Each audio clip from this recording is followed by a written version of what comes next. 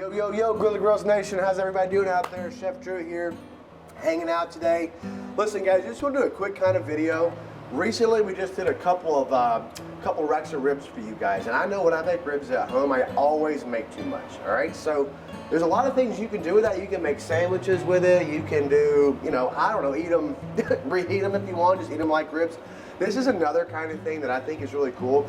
So where I'm from, there's a thing called Brunswick Stew. Now this is not indigenous to the South necessarily, or only done in the South, but you see it, I'd say, a lot more prevalently, a lot more often in the South.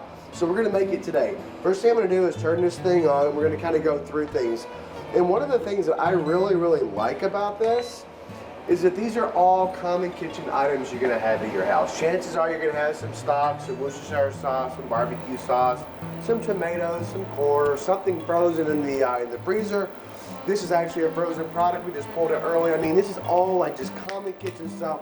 Super easy to do something with these ribs. It's you know, what you got in the cupboard is what goes in the stew. You know, and this is a very, like I do with so many things, guys, this is a very, very loose interpretation of this dish, as it were. Like, this is just what we had laying around here. I literally did not go to the store to make this, okay? It's what we had laying around, up to and including our ribs, all right? You can tell we have some barbecue sauce on there. I literally just shaved the ribs off, let the barbecue sauce off the bone, let the barbecue sauce in it. I threw it in the food processor and pulsed it a couple times so we had this kind of consistency. That's it. That's really all you have to do. Don't need to process it like that. You can make it as chunky as you want, You really. can do whatever. I personally did that, but you don't have to do it. I mean, that's the whole thing. This is supposed to be a quick fire kind of thing. Get home, something nice and easy. So let's just dig into it right away, guys. First thing we're gonna do, dang, those ribs are still good, by the way. About 4 tablespoons of butter. You can use oil. You can use whatever you want, all right? We just have butter today. There we are. A couple onions, all right? Now, this is kind of the one deal. You can do this however you want to. I like my stews kind of like rustic, so I'm just gonna give it a really rough chop here. Maybe give it some texture. If you want to dice it up, your recipe's gonna call for a dice. That's fine. You can totally do that, all right? And there are a couple differentiations here in the recipe that I put out for you versus the recipe that I'm actually doing today, only because I wrote the recipe before I went through the cover. Should have done it the opposite way around, but this just goes to show you how versatile this is, how quick and easy it is, and you can use it any way you like, all right? Just get that butter kind of rocking and rolling in here. Let's get our onions in here, okay? Nice.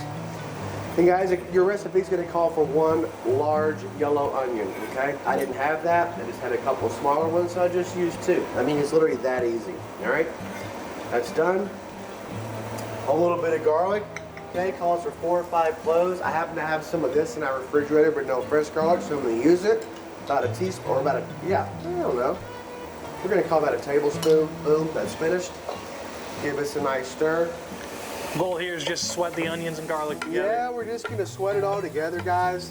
Get these, and I always kind of a general rule of thumb. We want to sweat these until these onions become a little bit more, or a little bit more translucent, okay?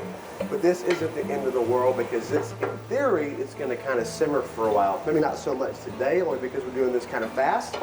But in theory, this will simmer for about an hour to an hour and a half. These onions will tender up just fine, all right? You can totally use oil, as I said. However, I would recommend, if you can, using butter for no other reason than I'm just an old stickler for butter. I grew up in the South. We put butter in everything. Oil is fine, though. I'm just more making fun of myself, all right? Next thing we're going to do, guys, some fire roasted potatoes or tomatoes. If you just have diced tomatoes or crushed, it doesn't matter, okay? I had these floating around, okay? That's all the reason I'm using it. We're not going to drain it. We want that kind of moisture in there. Give that a nice stir. And as always, guys, we kind of season as we go. All right, so I'm gonna start here with just a little bit of salt and pepper. There's a lot of kind of salty ingredients going in here, so we're just gonna start ever so gently, all right?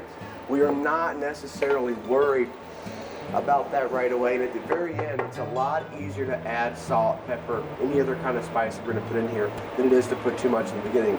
We talked about some ways in another shoot that we did here about how to reverse that. You can always hit me up at chefdrewgrilligrills.com for ways to make foods that are a little bit too salty, less salty. But at the end of the day, it's a lot easier to season as you go versus being at the end of it and realize, oh man, this is salty. Speaking of salt, I'm gonna put some Worcestershire in here. This is loaded with salt, all right? So we're gonna kind of add to that flavor, add to this flavor profile. a couple of teaspoons or tablespoons, I'm gonna call it good. All right, this is a stew, we're not too worried about it.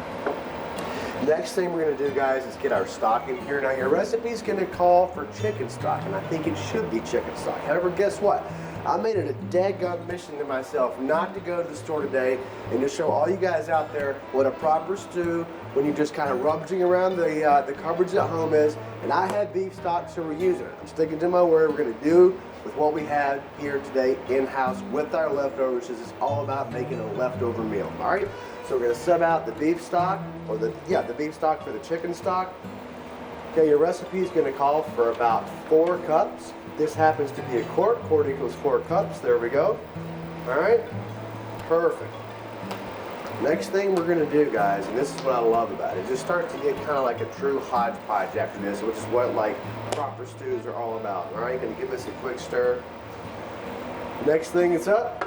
We're gonna go ahead, let's get some barbecue sauce in there. In this case, I wanted it kind of spicy today, so we're gonna call for 1.5 cups of red barbecue sauce. Okay, we're just gonna use our golden one. Or no, excuse me, we're gonna use our Congo kick. All right, perfect.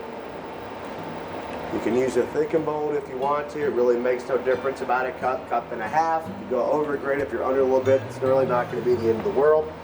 All right. I'm going to put a little bit of brown sugar in here. I really like the use of light brown sugar on this one. If all you have is dark, don't worry about it. Again, as we said, this is going to make a proper stew. But the barbecue sauce that we have in there, the Congo kick at this point, it's already got a lot of rich flavor. It's got that kind of dark molasses. It's got that dark brown sugar. It's already got that kind of going on. So if we can, let's use about 4 tablespoons of light brown sugar. If you don't have it and all you have is dark, trust me, it's not gonna hurt anything, all right? But we have to have this today. In it goes. Let's just go ahead and give this a nice stir. All right? And we're not even at the fun part yet.